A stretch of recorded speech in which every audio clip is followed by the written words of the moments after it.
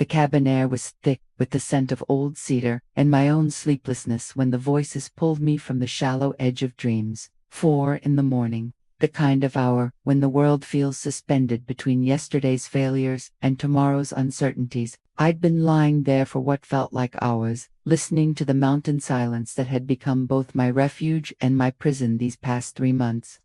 Don't forget to subscribe to the channel and comment where you're watching from.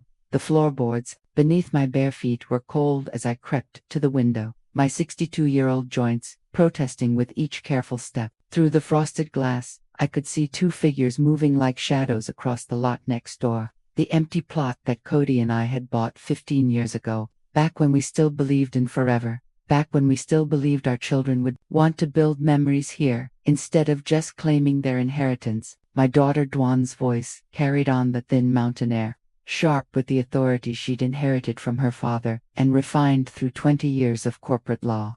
Even in whispers, she commanded, even at dawn, in hiking boots and a mud-stained jacket, she moved with the precision that had made her the family's unofficial executive long before Cody's heart gave out last winter.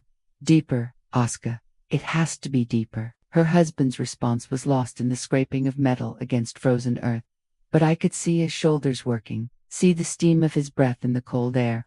Oscar, who'd charmed his way into our family with his easy smile and investment banker credentials, now looked like a common gravedigger in the pale, pre-dawn light. I pressed closer to the window, my breath fogging the glass. What were they burying? And why here on land that technically belonged to the estate?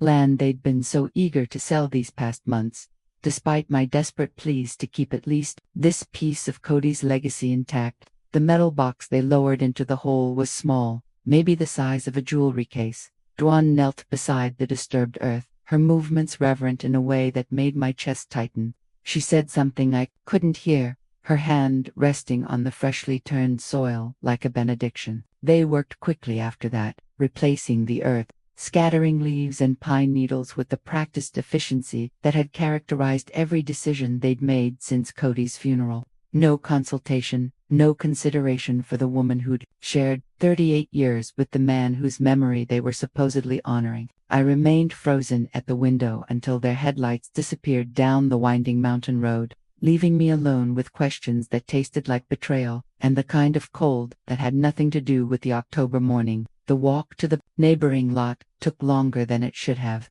not because of the distance, barely 50 yards, through the pines, but because each step felt like a decision I couldn't unmake. The shovel I'd grabbed from Cody's tool shed felt heavier than it had any right to. We waited with the knowledge that whatever I was about to uncover would change something fundamental between my daughter and me. The disturbed earth was easy enough to find. Dwayne might be meticulous in her professional life, but she'd never been much for manual labor. The rectangular patch of loose soil stood out like a scar against the forest floor's natural carpet of decomposing leaves. I dug carefully at first, almost reverently, as if I were excavating something precious, rather than pursuing something hidden. The metal scraped against my shovel after 20 minutes of work, and my hands shook as I brushed away the remaining dirt. It was a safety deposit, Bafta Mall, unremarkable, secured with a lock that had been damaged, forced open, then pressed closed again.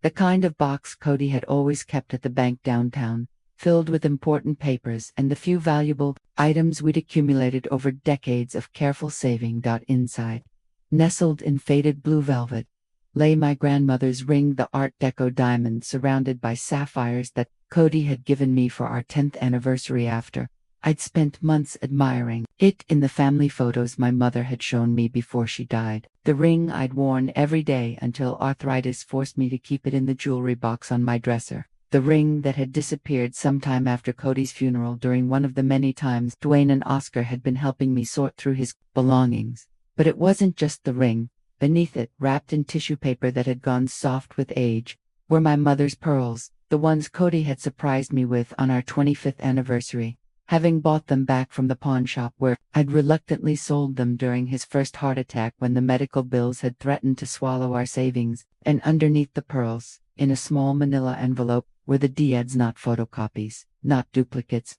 the original deeds to both this cabin and the lot where I now knelt in the dirt. the properties Cody had signed over to Dwayne and Oscar 3 years ago when his health was declining, and they'd convinced him it would be easier for tax purposes to transfer ownership early. My scream, when it came, was raw enough to send a pair of ravens exploding from the pine overhead.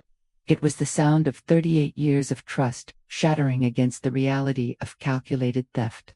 The sound of a mother realizing that her daughter hadn't just inherited her father's property. She'd stolen pieces of her mother's heart and buried them like evidence. I knelt there in the dirt, surrounded by the recovered pieces of my life, and felt something shift inside my chest. Not breaking. I'd done enough breaking these past months. This was different.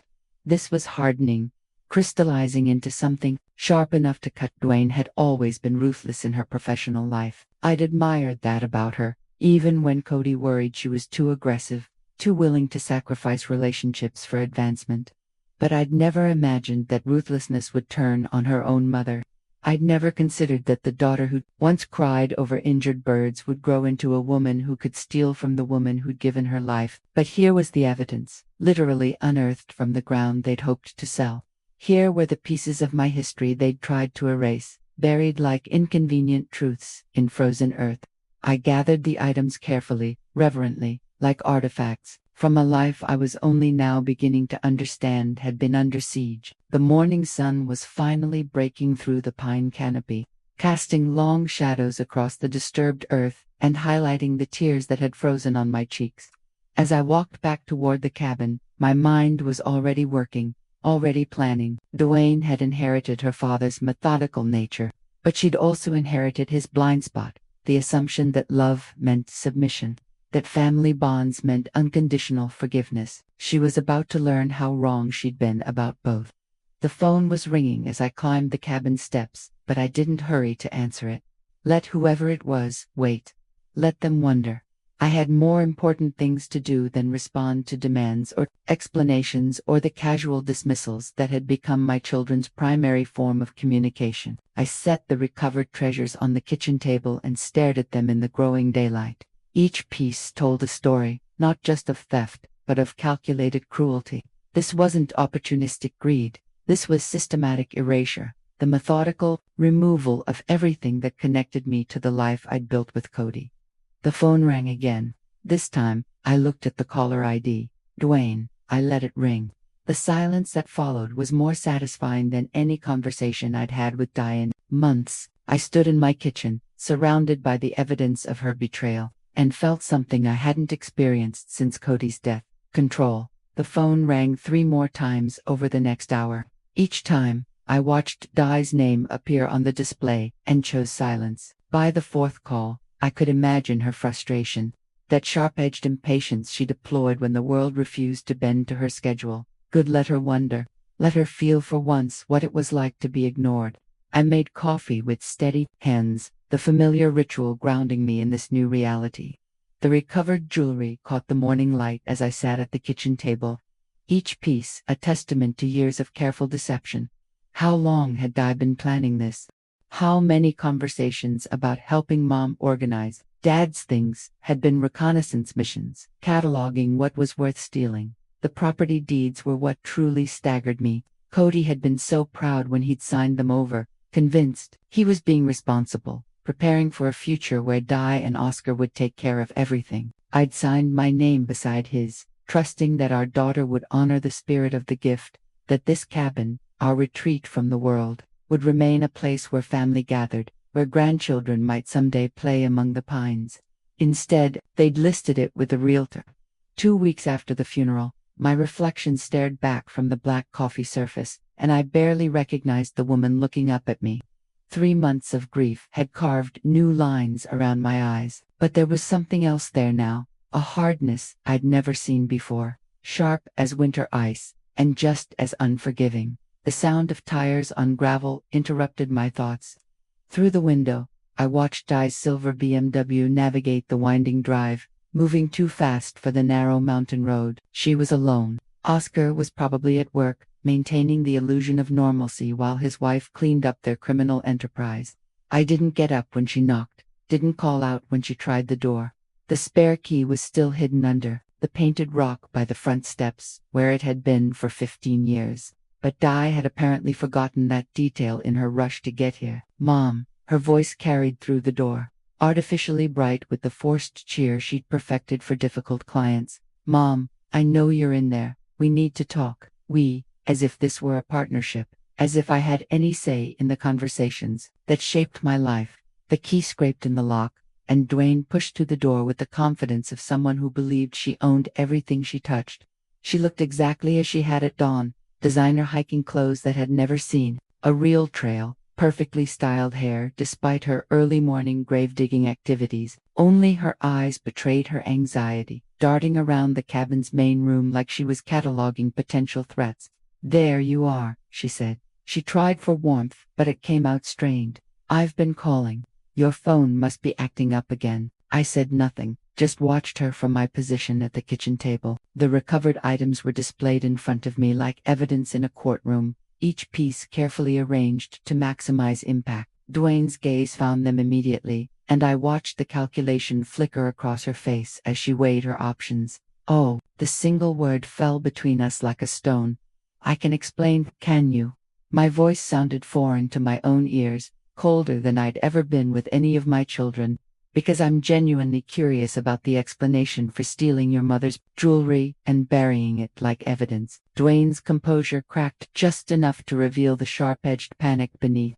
She'd always been good at controlling situations, but she'd never had to explain outright theft to the victim before. "It's not stealing, Mom. Technically, everything in the house belongs to the estate now.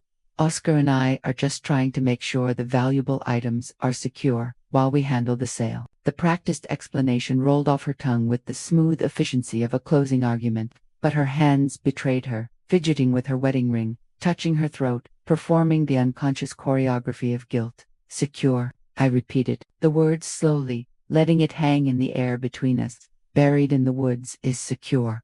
"We were going to tell you, were you?" I interrupted, and the sharpness in my own voice surprised me.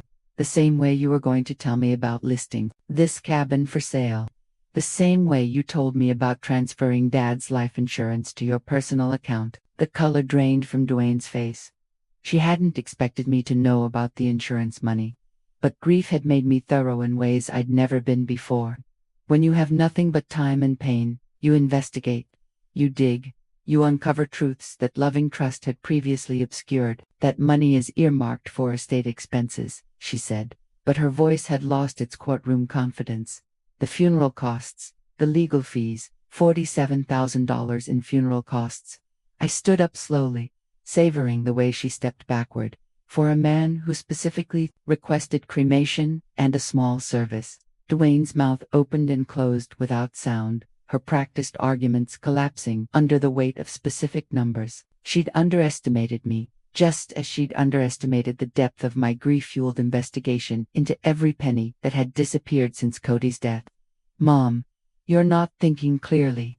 The stress of losing Dad has given me perfect clarity." I moved around the table, and Dwayne actually backed toward the door. "Good, let her feel cornered. Let her experience the claustrophobia of having no good options. I know about the second mortgage you took out on this place without telling me. I know about the antiques that went missing from the house during your cleaning sessions. I know about the savings bonds Dad left specifically for his grandchildren that somehow ended up cashed and deposited in your business account." Each revelation hit her like a physical blow. Dwayne's carefully constructed narrative was crumbling, revealing the systematic theft beneath her concerned daughter act. "You've been robbing me blind," I continued, my voice gaining strength with each word, "using my grief as cover while you dismantled everything Dad and I built together. And you had the arrogance to bury the evidence on land you were planning to sell out from under me. This isn't what you think." "Then, explain it to me." I crossed my arms and waited, letting the silence stretch until it became unbearable. "Explain why my daughter became a thief." Dwayne's composure finally shattered. The mask of professional competence fell away, revealing something desperate and ugly underneath. "Because you can't take care of yourself," the words exploded out of her with volcanic force. "Because you're 62 years old, and you've never made a single financial decision without Dad holding your hand. Because someone has to be the adult here, and it's obviously not going to be you." The cruelty was breathtaking in its precision. Each word was chosen to wound, to reduce me to the helpless widow she'd decided I should be. But instead of collapsing under the attack, I felt that new hardness inside me crystallize into something unbreakable. I see. My voice was steady, almost conversational. So stealing from me was an act of mercy. How generous of you. I'm trying to protect you from making terrible decisions with money you don't understand, like the terrible decision to keep my own jewelry or the terrible decision to want to die in the home I've lived in for 20 years. Dwayne's face flushed red. This cabin isn't practical, Mom. The maintenance costs alone are my responsibility on property that legally belongs to me. I moved to the kitchen counter and picked up the property deeds, holding them up like a weapon. Dwayne's eyes followed the papers with the desperate focus of someone watching their carefully laid plans disintegrate. These deeds name me as joint owner with full survivor's rights, I continued. Dad didn't sign this property over to you. He signed it over to both of us with automatic transfer to the survivor, which, in case you've forgotten, is me. The legal reality hit Dwayne like a physical blow. She'd been operating under the assumption that I was too grief-stricken to understand the paperwork, too trusting to question her version of events. She'd bet everything on my continued ignorance. She'd lost. We can work this out, she said, but her voice had lost all its authority. There's no need for this to become adversarial. We're family, are we? I set the deeds back on the counter with deliberate care, because families don't usually bury evidence of theft in each other's backyards. Dwayne opened her mouth to respond, but I held up a hand to stop her. I want you to leave now, I said. Take your explanations and your rationalizations and your concern for my well-being, and get out of my house. Mom, get out. The words carried a finality that even Dwayne couldn't argue with. She stood there for a moment, looking younger than she had in years, stripped of her professional armor and reduced to what she'd always been underneath. My daughter, caught in a lie too big to explain away. But instead of remorse, I saw calculation return to her eyes. The lawyer in her was already regrouping, already planning her next move. This isn't over, she said, her voice regaining some of its steel. You can't just yes, I interrupted. It is over. And yes, I can. I watched her leave through the kitchen window, noting how she slammed the BMW's door hard enough to echo off the surrounding pines. As her taillights disappeared down the mountain road, I felt something settle in my chest like a key turning in a lock. For the first time in months, I was alone by choice rather than abandonment.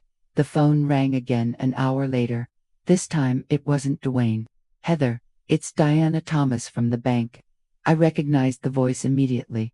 Warm, professional. With the slight hesitation that meant complicated news, Diana had been Cody's loan officer for 15 years, had walked us through 2 mortgage refinances and a business loan that kept his landscaping company afloat during the recession.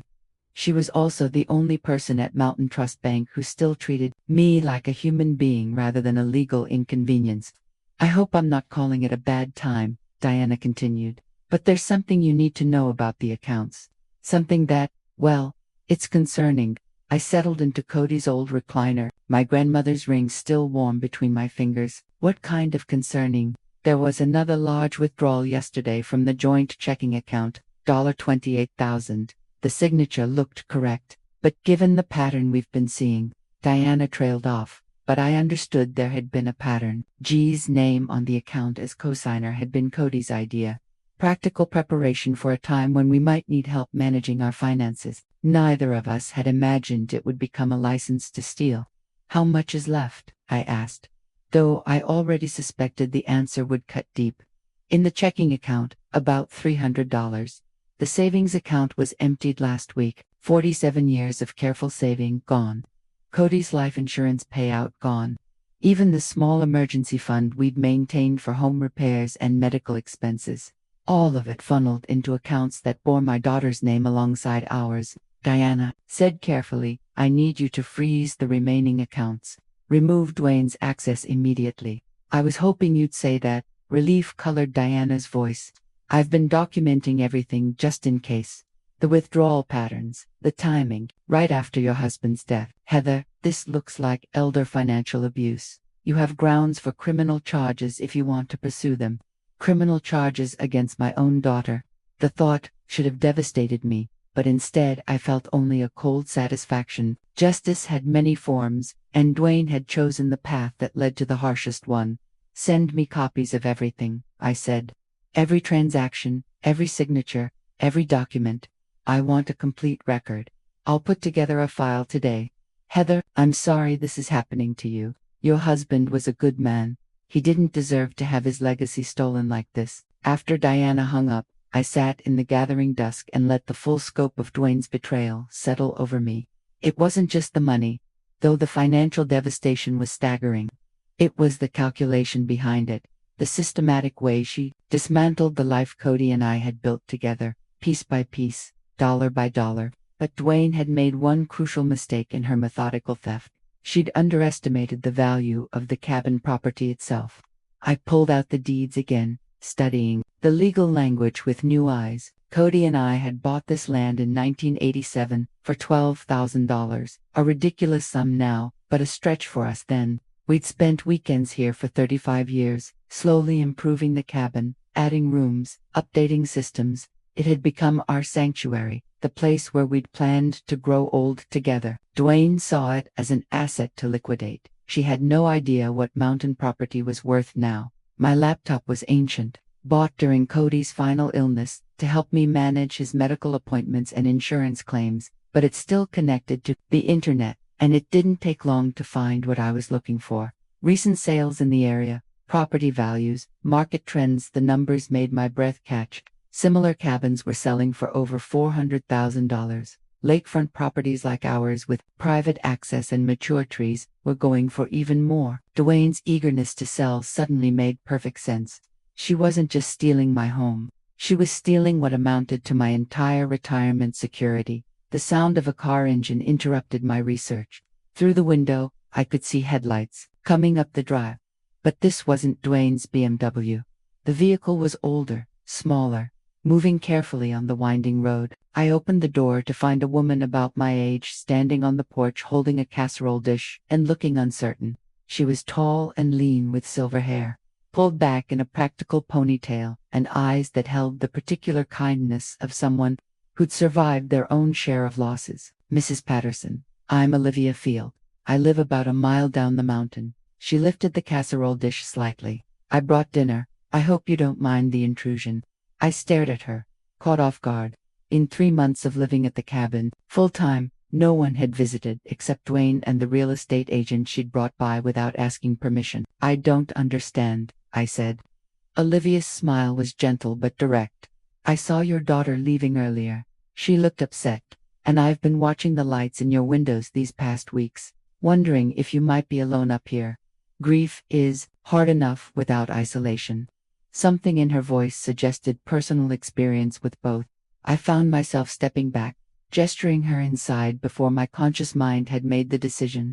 "The casserole is nothing fancy," Olivia continued, moving into the kitchen with the comfortable ease of someone accustomed to helping. "Just chicken and rice, but it'll reheat well if you don't want company tonight." I started, then stopped. When was the last time someone had brought me food? When was the last time anyone had considered that I might be lonely, might need the simple human comfort of shared conversation? "You don't have to explain anything," Olivia said, setting the dish on the counter and taking in the recovered jewelry still spread across the kitchen table. Her eyes lingered on the property deeds, and I saw understanding flicker across her face. Sometimes families can be more complicated than we ever imagined they'd be. The simple acknowledgement broke something loose in my chest. I sank into a kitchen chair, suddenly exhausted by the weight of carrying Dwayne's betrayal alone. "She's been stealing from me," I heard myself say, "my own daughter, since the day after her father's funeral." Olivia poured 2 cups of coffee, without asking, settling across from me with the comfortable manner of someone prepared to listen. "How much?" "Everything." The word came out raw. "Bank accounts, jewelry, insurance money. She even took out a second mortgage on this place without telling me, and she's been trying to sell it while I'm living here." "But you own it. Joint ownership with survivor's rights. The property transfers to me automatically, but Dwayne's been acting like it's already hers to sell." Olivia nodded slowly, her fingers wrapped around her coffee cup. "My daughter tried something similar after my husband died. Not theft exactly, but the same underlying assumption that I couldn't manage my own life, the same arrogance disguised as concern. What did you do? I fought back. Olivia's voice carried a steel that reminded me of my own newfound hardness. I documented everything, hired my own lawyer, and made it very clear that I wasn't the helpless widow she'd decided I should be. It took 2 years, but she learned to respect my boundaries. 2 years. The hardest thing about standing up to your own children is that they know exactly which buttons to push. They know your history, your fears, your weaknesses. Dwayne is probably counting on your love for her to override your anger at what she's done. I thought about the confrontation that morning, Dwayne's expectation that I would fold under her explanations and justifications, the wounded look in her eyes when I'd ordered her to leave, as if my refusal to be victimized was somehow a betrayal of our relationship. She called me incompetent. I said someone had to be the adult. Olivia's laugh was bitter. Classic. They infantilize you to justify taking control. My daughter used almost the exact same words. But you got through it. I got through it, and I learned something valuable in the process. Olivia leaned forward, her eyes meeting mine with intensity. The people who truly love you don't need to diminish you to feel important. Real family lifts you up, doesn't tear you down to steal what's yours. We sat in comfortable silence for a few minutes, two women who'd been forced to learn hard truths about the people they'd raised and loved. Outside, the mountain darkness was complete, broken only by stars that seemed impossibly bright after so many months of clouded judgment. There's something else you should know, Olivia said eventually, about the property values up here. My attention sharpened. What about them? I sold my husband's workshop last year. Similar size lot, similar improvements, got $600,000 for it. She watched my face carefully. Lakefront property like yours, with the privacy and mature landscaping, you're sitting on close to $1 million in assets. The number hit me like cold water. $1 million. Duani wasn't just stealing my monthly bill money. She was trying to steal my entire financial future. She has to know, I said more to myself than to Olivia. She's been researching the sale. She has to know what it's worth, which makes it grand larceny, not just family drama. Olivia's voice was matter-of-fact. With that kind of money involved, this moves into serious criminal territory. I stared at the property deeds spread across my kitchen table, seeing them with new eyes. They weren't just papers. They were my security, my independence, my power to choose how the rest of my life would unfold. Dwayne's theft wasn't just cruel. It was devastating on a scale I was only beginning to understand. I need a lawyer, I said. I know a good one, someone who specializes in elder abuse cases. Olivia pulled out her phone. Her name is Mary Hannity. She helped me when my daughter was trying to have me declared incompetent so she could control my finances. Mary doesn't mess around. As Olivia scrolled through her contacts, I felt something settling in my chest. Not just resolve. I'd had that since morning. This was something deeper. For the first time since Cody's death, I wasn't alone in understanding what was happening to me. Dwayne had counted on my isolation, on my grief-induced paralysis. She'd assumed I would remain the passive widow, grateful for any attention, even when it came wrapped in theft and betrayal. But Dwayne had never met Olivia Field, and she had no idea what her mother was capable of when she finally stopped grieving and started fighting. The phone rang again, as Olivia was writing down Mary Hannity's number. This time, I answered on the first ring. Heather. Dwayne's voice was tight with barely controlled panic. We need to talk. No, I said, my voice steady as mountain stone. We don't. The silence on Dwayne's end stretched long enough that I could hear her breathing, rapid and shallow. Olivia watched me from across the kitchen table, her presence a reminder that I was no longer fighting this battle alone. Mom, please. I know, you're upset, but you're not seeing the bigger picture. I'm seeing it perfectly clearly. I met Olivia's eyes, drawing strength from her encouraging nod. I've spent the afternoon educating myself about property values, bank records, and elder abuse laws.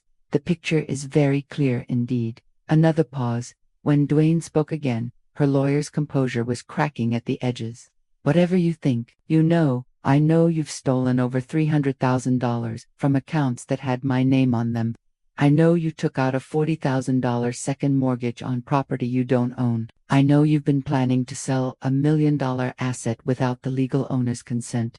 Each fact landed like a blow, and I could hear Dwayne's sharp intake of breath. Shall I continue? $1 million. Dwayne's voice shot up an octave. Mom, that's ridiculous. No one's going to pay that much for an old cabin. Olivia Field's husband sold a similar property for $600,000 last year. Lakefront parcels with mature trees are going for even more. I glanced at Olivia, who nodded confirmation. But you already knew that, didn't you? That's why you were so eager to get me to sign those listing papers. The silence that followed was different, heavier, more dangerous. When Dwayne finally spoke, the pretense of daughterly concern had evaporated entirely. You have no idea what you're doing, she said, her voice cold as January wind. You can't manage a property like that alone. The taxes, the maintenance, the liability issues. You'll lose everything within a year. There it was again. The assumption that I was incompetent, that my 62 years of life experience counted for nothing, without her guidance. But this time, instead of wounding me, her condescension only sharpened my resolve. Maybe. But that will be my choice to make, not yours. This is insane. You're throwing away your financial security out of spite. My financial security? The laugh that escaped me was sharp enough to cut glass. You mean the financial security you've been systematically stealing? The bank accounts you emptied? The insurance money you redirected? You're lecturing me about financial security while you've robbed me blind. Olivia leaned forward, scribbling something on a napkin and sliding it across the table. Recording app, she'd written. I shook my head slightly. This conversation was already burned into my memory with perfect clarity. I was protecting those assets, Dwayne said, but her voice lacked conviction, making sure they were properly managed during your grief period. By burying my jewelry in the woods like evidence, that's asset management. The question hung in the air like smoke. I could practically hear Dwayne's mind racing, trying to construct a narrative that would transform theft into protection, betrayal into love. I can explain all of this if you'll just listen. I'm done listening, Dwayne. I've been listening to your explanations for 3 months while you picked apart everything your father and I built together. No more, Mom. I hung up. The silence that followed felt profound, like the moment after a thunderclap when the world holds its breath. Olivia was looking at me with something that might have been pride. How does it feel? She asked. Terrifying, I admitted. And wonderful. Olivia smiled. That's how you know you're making the right choice. Fear means it matters. The phone immediately started ringing again, Dwayne's name flashing insistently on the display. I turned it face down and pushed it away. She escalate now, Olivia said, her voice matter-of-fact. When children realize they can't manipulate their parents anymore, they often get desperate. Be prepared for that. What kind of desperate? Depends on Dwayne. Some try emotional blackmail, threats of cutting off contact, keeping grandchildren away. Others go legal, trying to have you declared incompetent, challenging your mental state. A few get nasty, public embarrassment, family pressure campaigns. I thought about my daughter's ruthless efficiency in her professional life, her willingness to destroy opposing counsel's arguments with surgical precision. That same intelligence turned against me would be formidable. What did your daughter do? Olivia's expression darkened. She tried to have me committed for a psychiatric evaluation, told my doctor I was showing signs of dementia, making irrational financial decisions. It took 3 months and 2 independent evaluations to prove I was completely competent. The casual cruelty of it took my breath away. Your own daughter tried to have you declared insane. She convinced herself it was for my own good. Just like Dwyane has convinced herself that stealing from you is protection. Olivia's voice carried the weight of hard-won wisdom. The scary thing about adult children who turn predatory is that they're often genuinely convinced they're the heroes of the story. My phone buzzed with a text message. Against my better judgment, I looked at Mom. I'm coming back up tomorrow morning with Oscar. We're going to sit down and work this out like adults. Don't do anything rash before then. The imperious tone, the assumption that she could simply announce her plans and expect compliance. It was so perfectly Dwyane that I almost laughed. She's coming back tomorrow, I told Olivia. Olivia's expression sharpened, a show of force. They're hoping to intimidate you into backing down. Will it work? That depends on whether you want it to work. Olivia leaned back in her chair, studying my face. Heather, what do you want? Here, really want, not what you think you should want as a mother. The question caught me off guard. For 3 months, I'd been focused on survival, getting through each day, managing the grief, enduring Dwayne's increasingly controlling behavior. I hadn't thought about what I actually wanted from the wreckage of my old life. I want them to understand that actions have consequences, I said slowly. I want Dwayne to face the reality of what she's done, not hide behind justifications and excuses. And if she doesn't, if she continues to see herself as your savior rather than your thief. The possibility settled over me like a cold weight. Dwayne had shown no real remorse, only frustration at being caught. Her calls hadn't included apologies, only demands for compliance. Then, I want justice, I said, the words feeling strange in my mouth. Real justice, not just family drama. Olivia nodded approvingly. Good, because Mary Hannity can help you get that, but you need to be sure. Once you start down the legal road, there's no going back to playing happy family. I thought about Cody's funeral, how Dwayne had used my grief to begin her systematic theft. I thought about finding my grandmother's ring buried like contraband, about bank accounts emptied, while I struggled to understand my new reality as a widow. I thought about months of being treated like an inconvenience, a problem to be managed rather than a person to be loved. There's already no going back, I said. Dwayne made that choice when she decided to steal from her mother. Olivia stood up, moving to the kitchen window. She's not the only one involved in this. Oscar signed those mortgage papers. Oscar helped bury that jewelry. In legal terms, he's just as culpable. The reminder that my son-in-law was equally guilty added another layer of betrayal. Oscar, who'd charmed his way into our family with his easy smile and investment expertise. Oscar, who'd called me mom at their wedding, who'd promised to take care of Dwayne and any grandchildren they might have. Instead, he'd helped his wife rob me blind. What happens if I press charges? I asked. With this much money involved, felony, theft, potentially conspiracy, elder abuse charges, prison time if they're convicted. Olivia's voice was clinical, but not unsympathetic. It would destroy their lives, their careers, their marriage, probably. The weight of that responsibility should have terrified me. 6 months ago, it would have, but sitting in my kitchen, surrounded by the evidence of their crimes, I felt only a cold satisfaction. They destroyed mine first, I said. Olivia returned to the table, reaching across to squeeze my hand. Then let's make sure Mary Hannity gets everything she needs to build a case they can't wiggle out of. We spent the next hour documenting everything, photographing the recovered jewelry, scanning bank records, organizing the property deeds. Olivia proved surprisingly tech-savvy, helping me upload files to secure cloud storage and sending encrypted emails to Mary Hannity's office. As we worked, I felt something I hadn't experienced since Cody's death.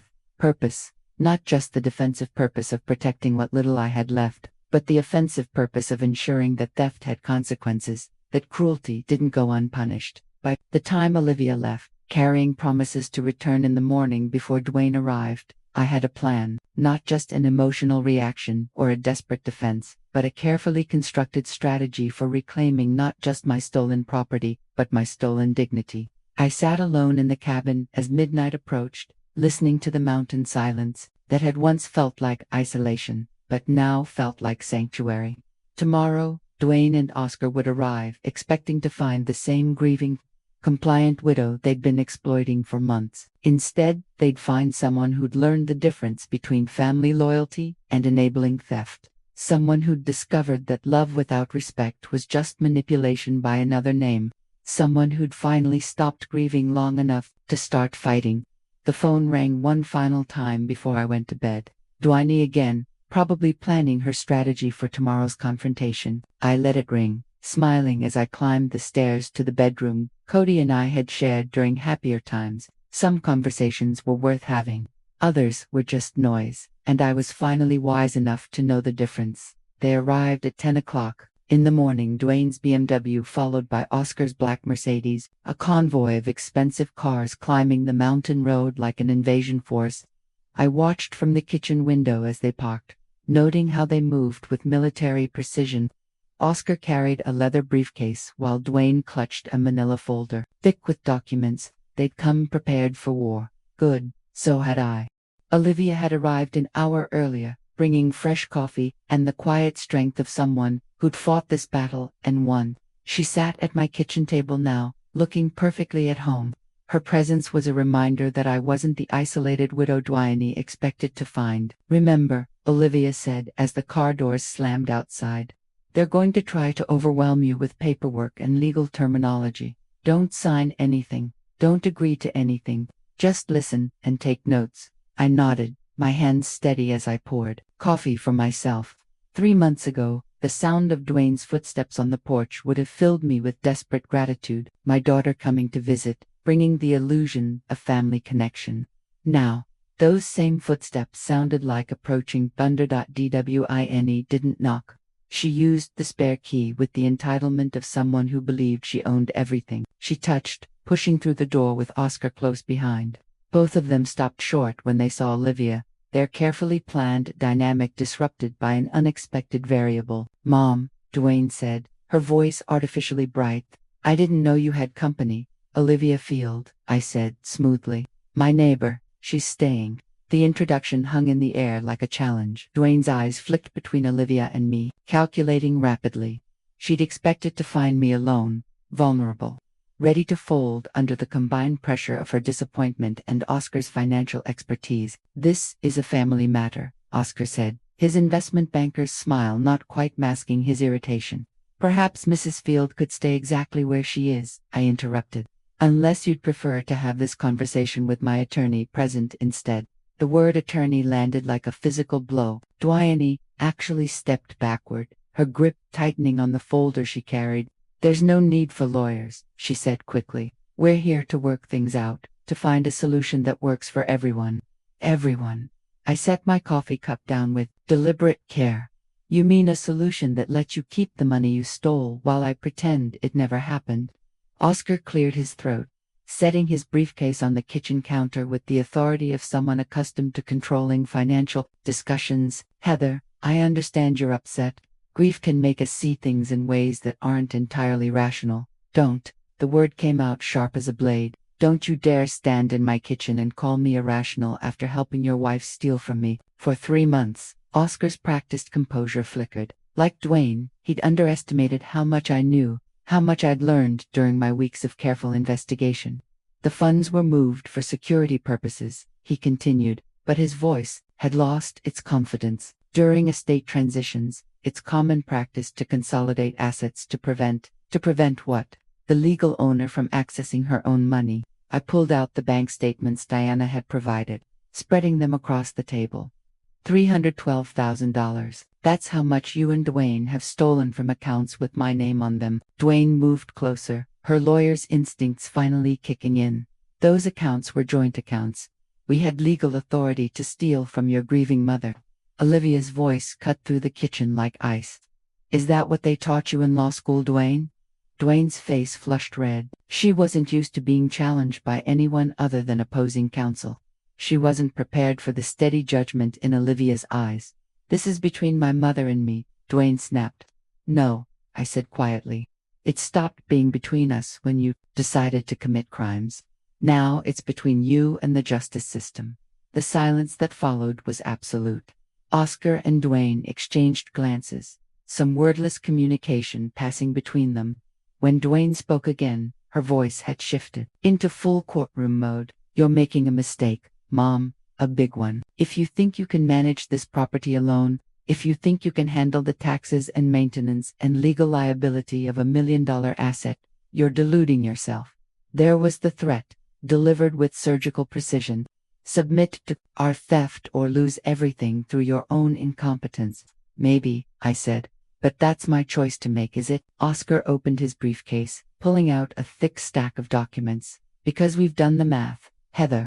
The property taxes alone are going to run you $40,000 a year. The insurance, the utilities, the maintenance on an aging structure. You're looking at $70,000 annually just to keep the lights on." He spread the papers across my kitchen table like evidence in a trial. each document carefully crafted to demonstrate my financial inadequacy. Without the income from Cody's business, without the savings we've been protecting for you, how exactly do you plan to afford that? Dwayne leaned forward, her voice taking on the gentle condescension she probably used with confused clients. We're trying to save you from bankruptcy, Mom, from losing everything Dad worked for.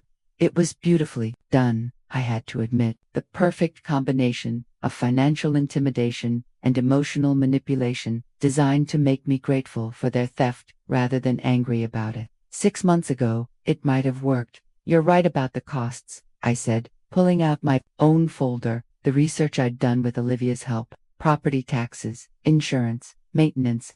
It's expensive to own valuable real estate. Dwayne relaxed slightly, mistaking acknowledgement for surrender.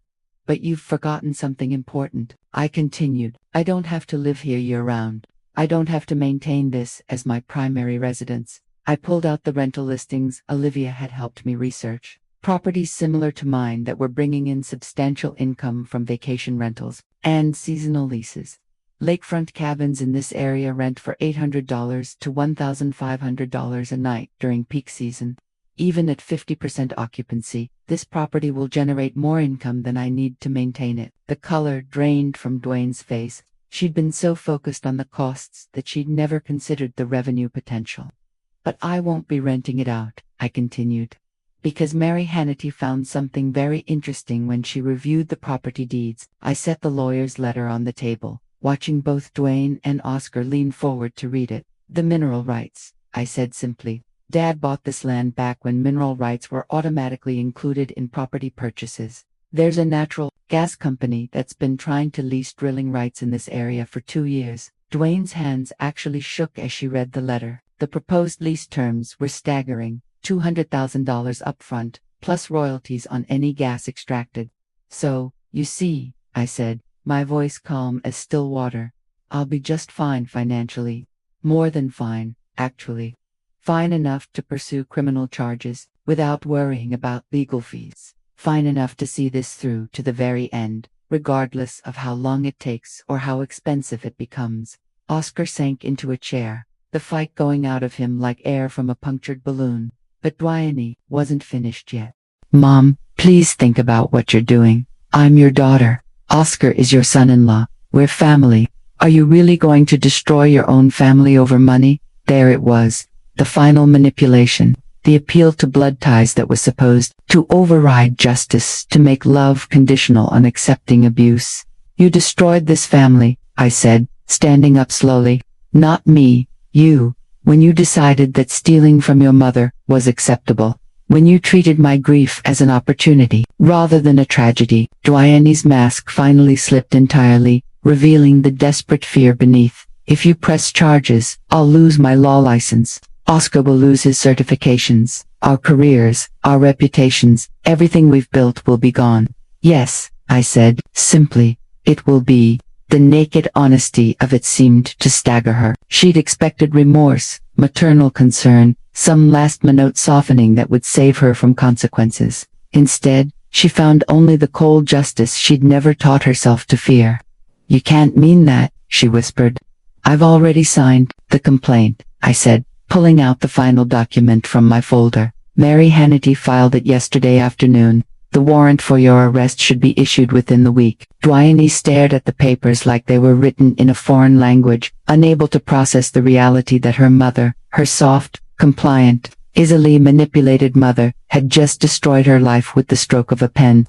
We can pay it back, Oscar said desperately, all of it with interest. We can make this right. No, I said, my voice final as death. You can't. Some things can't be undone, can't be forgiven, can't be made right with apologies and restitution. This is one of them. I walked to the door and opened it, mountain air rushing in to cleanse the kitchen of their presence. Get out of my house, I said, both of you, and don't come back. They left in silence, their briefcases and folders scattered across my table like the remnants of a failed battle. Through the window, I watched them drive away. Dwayne hunched over the steering wheel, while Oscar stared straight ahead. I felt no satisfaction in their defeat, no joy in their destruction. But I felt something more valuable than either, the return of my own dignity. Olivia helped me clean up the scattered papers, neither of us speaking until the kitchen was restored to order. How do you feel? She asked finally.